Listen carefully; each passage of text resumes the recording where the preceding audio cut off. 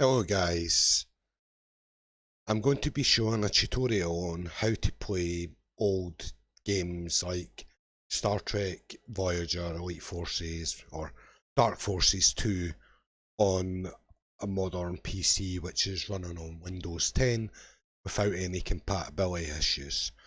Okay, so to get the game working, what you would need to do is wherever you get your game from. Now my friend is using a copy of Star Trek Elite Forces from Abandonware, and he was having some compatibility issues. So I've come to the Abandonware site and I've downloaded the ISO version of the game.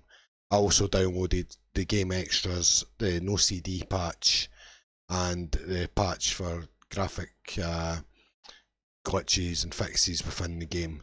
Once you've downloaded all the things what you need now, this technique shall work for GOG games or any other sites where you're getting older games from, whether they're cracked or whether they're abandonware.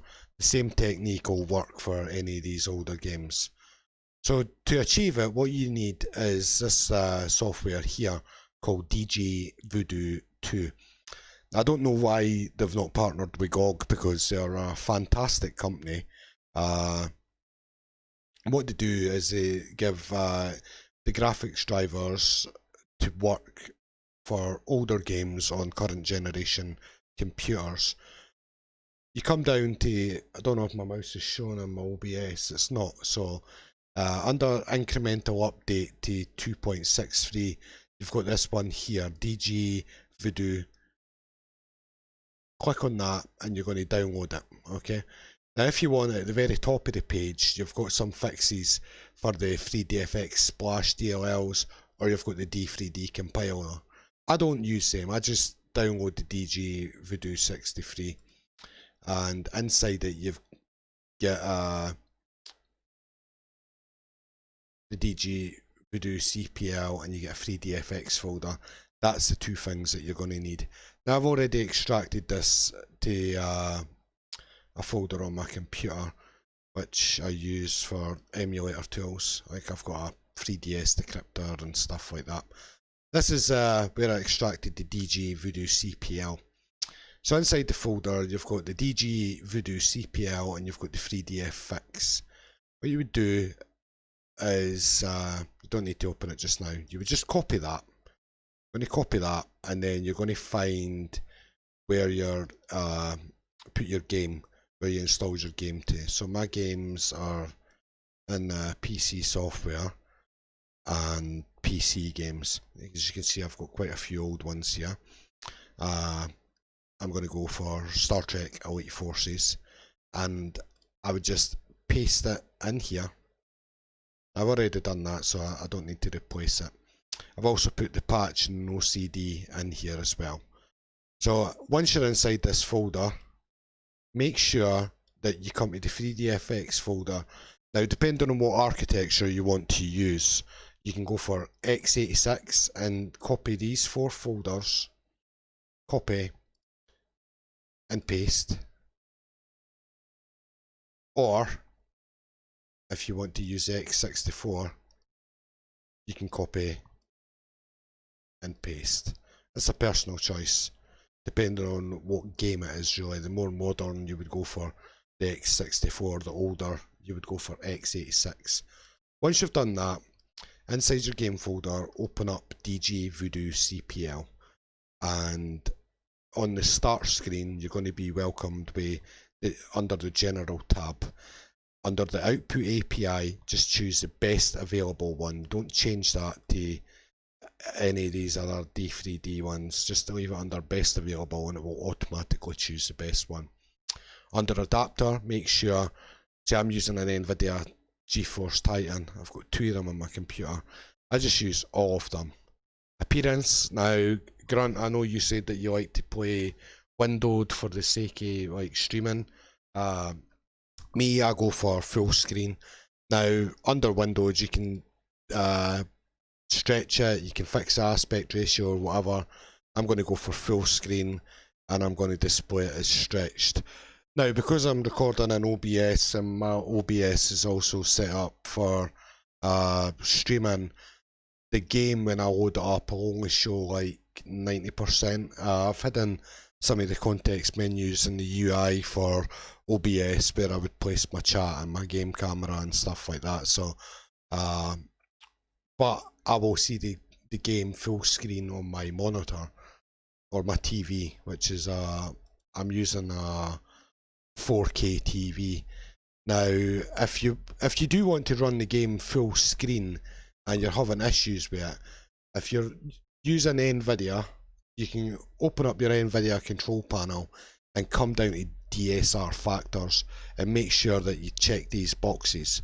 What these will do is they'll give dynamic super sampling resolutions, and it'll be up to 4K, and it'll render the game up to 4K and downscale it, and it'll do it ultra fast with zero latency.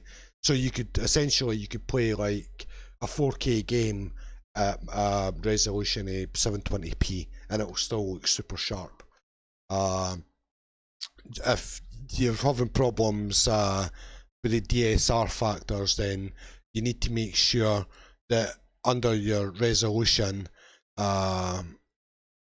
it's not under resolution, sorry, it's under the adjust desktop size and position. Yeah, it's under here. So you can make sure that your scaling is set here by aspect ratio and no scaling, or full screen. I'm putting mine's full screen and I'm performing display scaling on my display. If you put on your GPU, it can be more intensive and you may suffer system lag. But yeah, once you've done name, if you don't want to do that, you can also use an application called Borderless Gaming, which you could take like a game and dump it in. Like I was playing the Chronicles of Riddick the other day there, and I like to be able to switch windows because I'm using multiple monitors. So you can just like switch it and just click on it, and you can put it, be moving it over into your favourites. It will become automatic, and every time you load the game, it will automatically go borderless. Or you can just click on it and just choose this, makes the current selected application borderless, and it'll allow you to transfer between windows without the game flickering or minimizing. So anyway, back to the dgVoodoo. I'm going to be using it full screen, and you can center it, you can stretch to keep aspect ratio, depending on what one you want to do. It's up to you. I usually go for stretched or stretched, but I keep the aspect ratio. And then yeah, under these color adjustments, you don't really need to change them. It's all personal choice. Full screen's just set on default. The most important tabs are under Glide and DirectX. Now under Glide, you've got an option of choosing the different types of voodoos what were out at the time. I use other greater because I'm using a superior graphics card, and I also bumped the video memory size, the TMU, up to the highest setting it can go. I put the TMUs on the maximum of 3, and I force bilinear. Yeah, I'm one of the guys who like to make the old games look as good as they can. I also enable glide gamma ramp, force emulating true PCI access. If you want pure nostalgia, you can show the 3DFX watermarks or the splash screen. I don't, I just turn them off, and I set the resolution, which my monitor's currently selected on, as 1920 by 1080. Even though it's recommending me to go up to 4K.